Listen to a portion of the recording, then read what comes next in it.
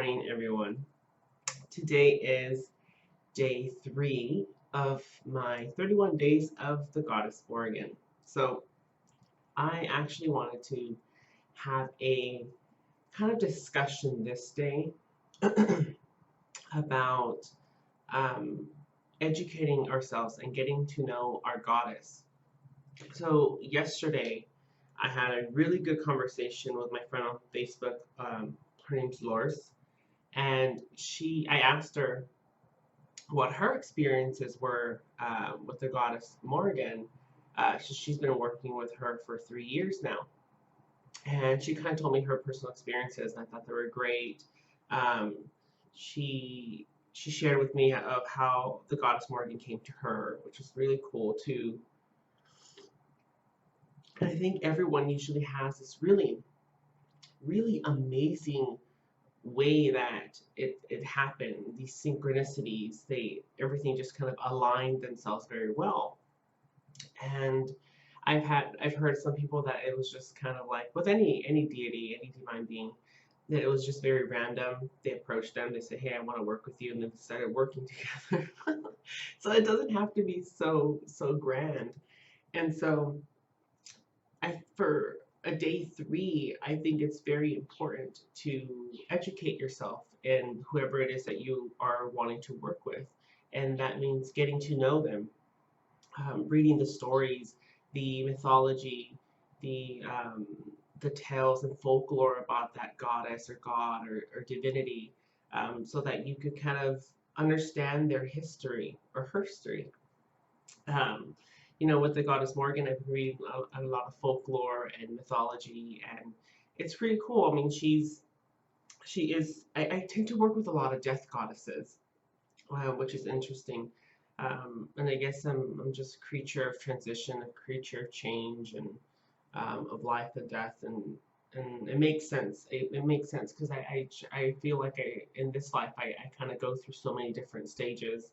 I release a lot, and so I grieve a lot. I spend most of my time grieving, I think, when I look at things. Um, Grieving like relationships, grieving things that I'm leaving behind. I'm constantly wanting to improve myself, so I have to grieve my old self so that I could allow for the movement of the new self to come in. So it's interesting. And so with the goddess Morgan, and just to warn you, I'm gonna be sipping a lot of coffee. It's like 7 a.m. right now. With her stories, it's just that it was pretty cool because she's been a part of a lot of wars. I'm not necessarily I don't necessarily think that she's maybe been caused any of the wars, but she's been a goddess. She's the goddess of battles, so she oversees a lot of them. And I was looking at stories of how she's a shapeshifter, so she'll transform of some kind of winged creature, so she could kind of hover and see how the battle's playing out. And she'll turn into like a crow, a raven. She'll turn into um, oh, I want to say raptor, but that's a dinosaur. Vulture, a vulture, and so she turns into a vulture, and she kind of lingers and hangs out and sees. And um, for me to put myself in her shoes, I want to kind of understand, and I think that's the important part of it. So you want to understand who they are, who they were, so that you could build upon that relationship. And so for me, I thought it was interesting for me to read these tales of mythology about her and kind of sit with it and put myself in those aspects and kind of put myself in the goddess aspect. Okay, so if I was a goddess and I was observing this war, why would I be doing that? And um, for me, I would think that humans would be very silly, very funny, and I'll be very curious to understand their thought process, especially when it comes to war, and to battle and and free will, and to see people like fight, and for sometimes for the stupidest of reasons. And so when you have a goddess that is in that element, it's all mechanical in my perspective. And you know, it was interesting because when I say mechanical, it's in the thought process of things, and you know why people do what they do, why they make these choices, why they you know, it's all about choices, and so that's the mechanics of things. When you're in that high adrenaline of confrontation, of war, you say things that you would never say, you do things you would never say. And I think as a goddess that that is surrounded by that is intrigued and is interested to know and to learn on that what happens, because you have people that go on the faith side and surrender and pray, and then you have someone that takes action and charge but they don't think, and then you have the person that's very meticulous and has these specific steps that they want to do, and so the goddess is there watching and overseeing all of this happen. And so it's pretty cool to think of it like that, to kind of see and visualize the battle scene and her presence and her role and what she's doing and why she's doing it and why she feels she needs to do it. So and that's my head. I delve into stuff a lot, and I get lost in people's stories, and not just with goddesses and other people's stories. One of my favorite things is I absolutely love older people. I love listening to their history of when they were young and when they were teens, and then the trouble they got to, and the great moments, and the love romances, and I'm just such a hopeless romantic that I love listening to everyone's story, and so um, it's cool. And so that's why I feel like you know, when you're working with a divine being that you haven't worked with before, it's like a first date. You're sitting across from someone, and all you know is possibly maybe their first name, but not their last name. So it always starts off with questions like, you know, who are you? How old are you? Make sure it's legal.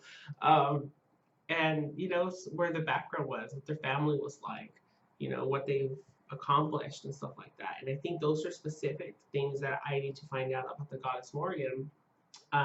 You know, because this isn't the first time. I mean, I mentioned before that I worked with her for almost 2 years, but it was in the mix of five or four other goddesses. So I worked with five goddesses, and I wasn't giving them my full undivided attention to each one. It was all mixed, and so I didn't really have time to learn about five different goddesses. And so um, that was fun. That was a fun process. But I think this time I really want to delve into one, which is the reason for this challenge.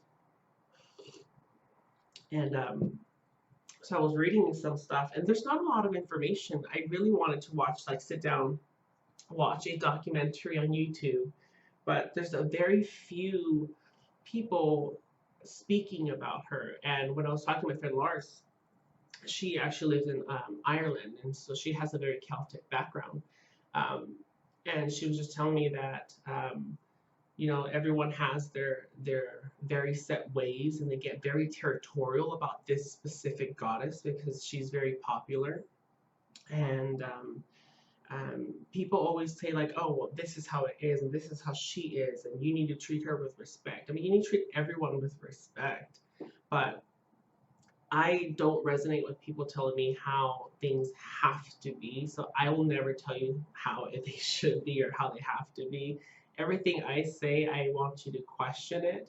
I always just share my personal experiences. I never tell you how things are and how they should be.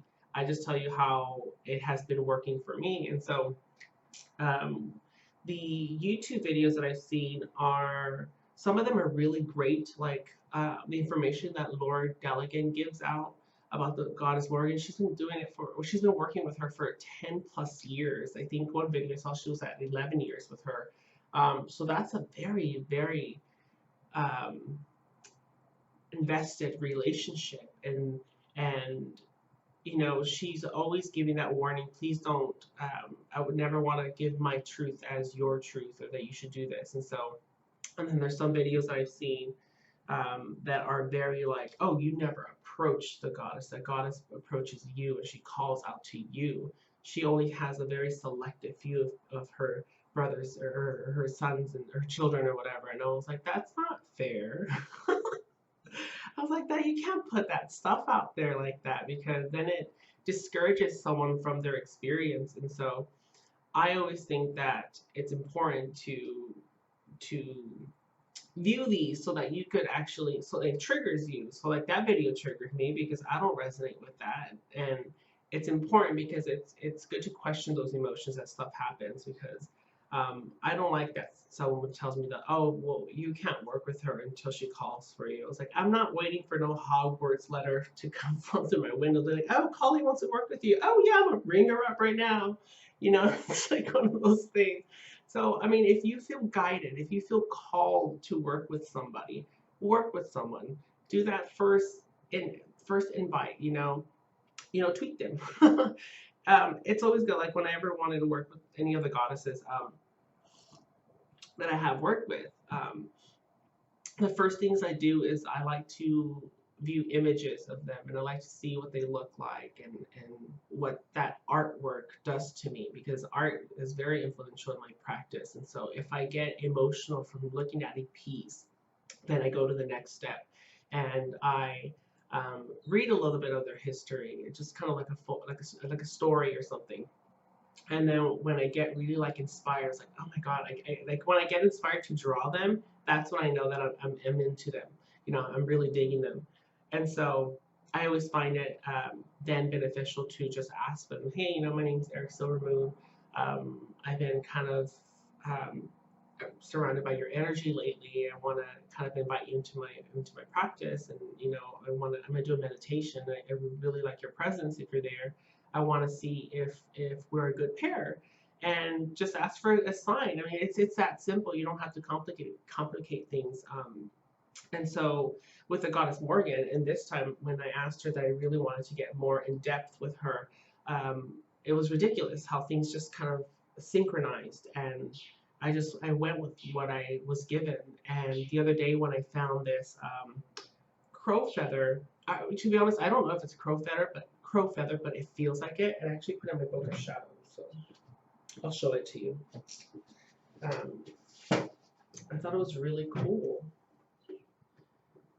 because I've always, since I started working with her since last year, I've been asking for a real black feather.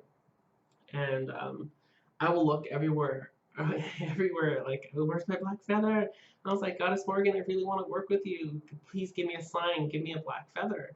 And to have that in my driveway after a year, when I said that I'm going to, devote myself 31 days to you, and seeing that, it was huge. And Eric's like, don't pick that up, that's disgusting. And I was like, no, it's my Morgan feather. Don't throw it away. So it was really funny. And so it's this one right here, if you can see it. And it's so pretty. And so I put this in the next to the page of where I'm going to have my my Morgan artwork in there for my book of shadows, which I'm gonna do that with you guys so that you can kind of see the process of me drawing it out and doing that page for her. And so I have this as a bookmark there, just kind of to kind of bless that page for a moment before I decide to add anything to it. And someone asked me about my book of shadows, where I got it. I got this at Hobby Lobby. I was really surprised that it was at Hobby Lobby, which is a craft store here in where I live in California, which I think they come from like the South, I think. But this was great. I believe I paid $15 for it. I really love it. Like I mentioned before, the pages are super, super soft, which I like. And they take to liquid very well, like water paints and stuff like that. They're very absorbent, but they're not like where they're going to fall apart. So it's a cool find. But back to the goddess. So yeah, so understanding them and learning about them is super beneficial. It's important. I think it's an important and crucial step in that development, because you're developing that relationship. And so it's really important to understand that it's your relationship, and that your experiences are valid because they're your experiences. So what I'm experiencing, what I'm sharing, those are mine. They're valid. That's how I felt. That's how it happened to me. And hearing these stories of her, and having someone, let's say, like if Eric was reading, it was like, oh, that's not true. It's just mythology. It never really happened. Well, for me, it feels like it did. And so regardless of it, that's how I feel. And so the videos I watched on YouTube when it shared their stories, I'm not arguing their their experiences. That's their experiences, and you know, for me, it's just going to be a little bit different. The goddess comes in very unique ways for the unique individual, and so every single person's experience is going to be like a snowflake, very unique, very different. It has the same elements, it has the same culture and idea and concepts, but it's so different. And that's because we're all different. And you know, it's really exciting to get lost in someone's story and their history, and it's just it's been cool. And I got some, well, I haven't got them. I just started adding some books that I really like on my shopping cart in Amazon, and so I'm excited to get them. I'm a very impatient shopper. I have to have things now, and so I have Prime, which gives me like 1 day or 2 day shipping, and so it comes very quickly. But I would rather pay a little bit more just to have it now. So if I could find it at a bookstore, let's say Amazon Prime has it for $15, but I could find it at the bookstore for 20 or 25. I would probably pay a little bit more just so I could have it now, because that's how impatient I am. So with the Goddess of Morrigan, I asked in my dedication letter that I want more patience because I'm a very impatient person. I have to have things now. And so at least this way, I'm just gonna order them and practice patience. And I think that's gonna be one of the best lessons. So back to talking about the battle part, because I think patience is crucial when you start planning and when you start thinking of the mechanics of it. It's all about being very, very, very timely, I guess I want to say. Like you have to time your plans, and you have to figure things out. You have to be very aware. So having her or visualizing her hovering over and looking at everything, seeing who's going to die, who's going to live, and making those predictions or observations is crazy to me. Like it, not crazy about it, but crazy like in I'm like mind blowing way. Like I was like, oh, wow, this is really interesting. Um, and I started thinking, it's like, why there's something from it that she's not, I'm not going to say feeding off of it, but is just intrigued and curious about things work. And I've read tales that she's just, you know, she in her human form before she turned to a goddess, she was, you know, a warrior, and she was very Joan of Arc, very for whatever her purpose was, and she had a lot of love interests and a lot of sex, and war is like that. And so, and these stories, when I was reading about these battles and her presence in it, it was very sexually charged stories, and they were like it was like the foundation was very sexually charged, and it was just building upon it, because battle is full of adrenaline. It is full of insecurities and full of doubt. It's full of passion and all these emotions, and that's what sex is like sometimes. And you know, sex is, I believe that um, you know, with the goddess Morrigan, sex magic, which we'll delve into in these 31 days, it's very, very sacred in that sense, because that element, I believe the French people call it the little, what is it, the little something of death, I think, when it comes to orgasms. And um, sorry if this makes people uncomfortable, but we're going to go into that later this month, just as a forewarning. Um, but tapping into that sex magic and that energy, um, it is crazy. It's full of life. It's full of the little death. I think they call it the little death. But it is. It is like you are dying in that moment of passion and creativity, um, and figuring out that only happens during sex and the orgasm. Can it happen on other things? You know, not necessarily that you're going to have an orgasm something with doing like painting, but can you tap into that energy in other things in life and live like that?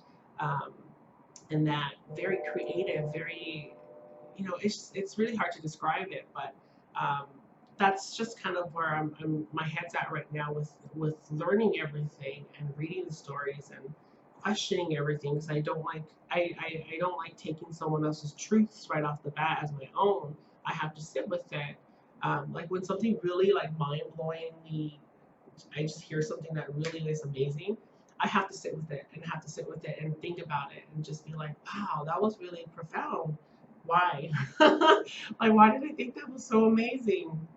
And then break it down and just be like, oh, that really was amazing. And just, I'll keep it. I'll take the pieces that resonate with me and then I'll just leave the rest.